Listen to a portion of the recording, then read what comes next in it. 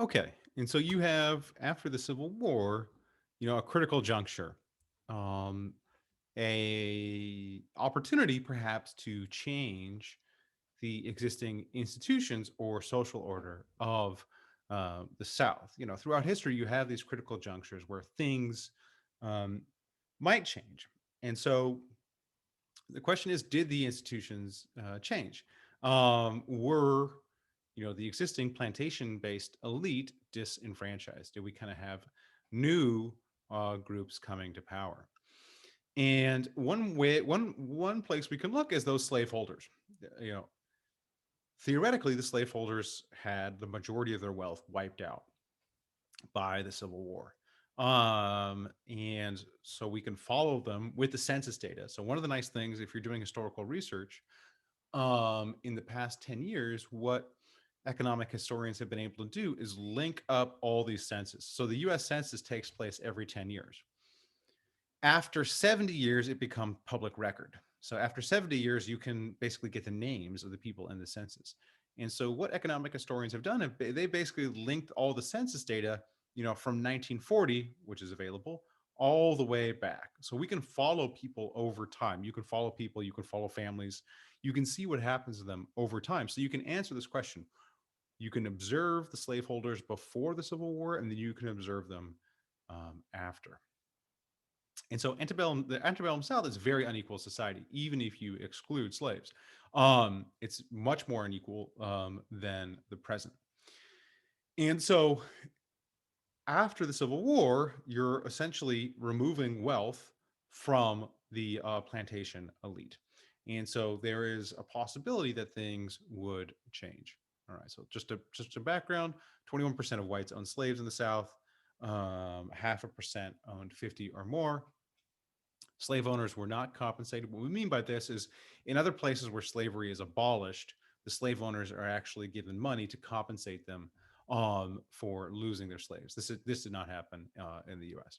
Um, Now, after the Civil War, labor costs are high, wages are high, and land is cheap, which would suggest that coercion, like wide scale coercion of labor, did end post Civil War. Because if this were not the case, you'd expect to see low wages and high land prices. Okay, so the slaveholders did lose considerable wealth in both the form of slaves and their land holdings. So there is a change, at least in the wealth distribution in the South, and yet they maintain power. So whatever existing kind of networks the wealthy plantation owners were able to maintain their status post Civil War. So this paper by Philip Auger, Leah Bustan, and Catherine Erickson examines this wealth of the sons and grandsons of slave owners, and they find they're better off than non-slaveholding wealthy families. So essentially, the slave owners were able to maintain their economic privileged status. They suggest, the authors of this paper suggest, this is really through social networks and intermarriage, that they maintain a close circle by intermarrying with one another, and they move into new enterprises.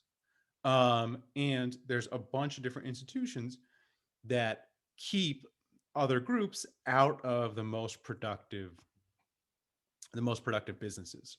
So you have these abhorrent laws that you see right here. So in South Carolina, black shopkeepers needed the approval of white officials to open a shop. So again, how likely do you think that approval would be? So it's basically illegal for blacks in the South to open shops in South Carolina.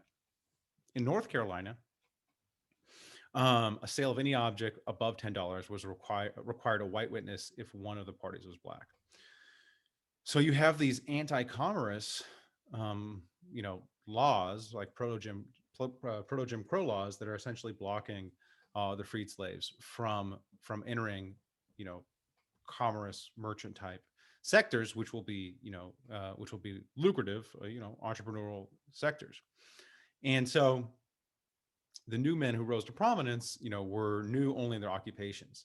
and generation. For most, they came from the established leading families, meaning the established plantation families. So essentially, through these kind of old boy networks and these extractive institutions, these southern elites were able to maintain their status post Civil War.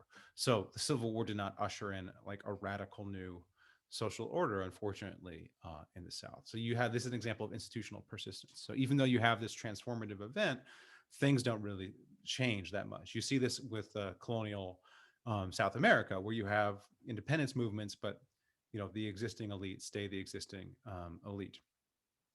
Um, and then later on, you have the Jim Crow laws, and then convict labor. So convict labor leasing, which is a form of like post-slavery slavery. You can read about that in a book called Slavery by Another Name.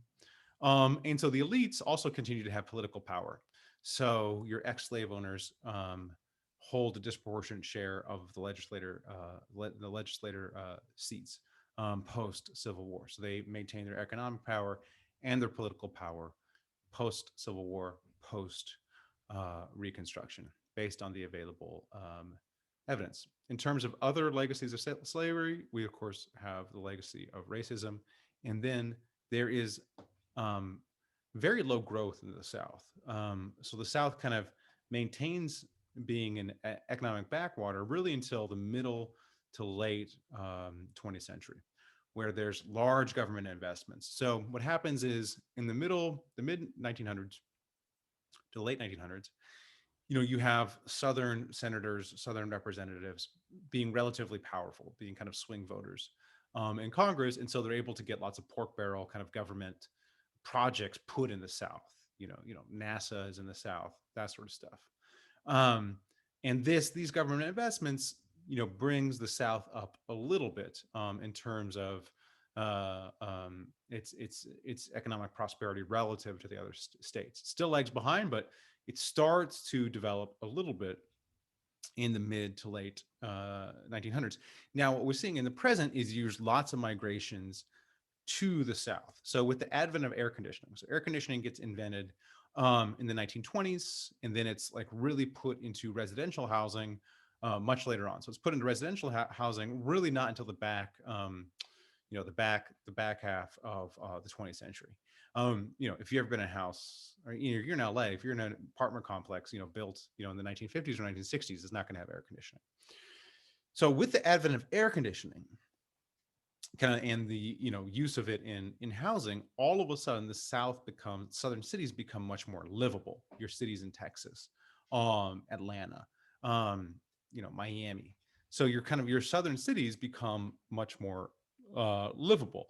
At the same time, you have these prohibitively high housing prices in many of your northern superstar cities like Boston, New York, and then in the West, in LA or Southern California in general. It's not like San Diego's cheap. Southern California and Seattle and the Bay Area. So you have these fleeing of these high cost housing places to your southern cities, which are all of a sudden more livable now because of air conditioning. And so there is in the present some economic revival or economic flourishing um, of southern cities. So places like all the cities in Texas have been booming. Atlanta, Miami. So these are all cities that are on the rise, really driven by that high housing costs and air conditioning, and the fact that in these cities it's much easier to build housing. Partially because they're flat and they haven't been built up yet. Partially because the regulatory environment allows it's much easier to build. It's much, much, much, much easier to build in those places. I mean, even simple things, even just adding a room to your house is much easier in the South than it is in California. Yeah, if you know anybody with a house who's trying to do anything to their house, yeah, good luck in California. Okay, all right, that is the end of the slavery lecture. The readings for this week will be some combination of primary sources and some summaries of probably the Nun work. But here are some additional sources if you're so inclined.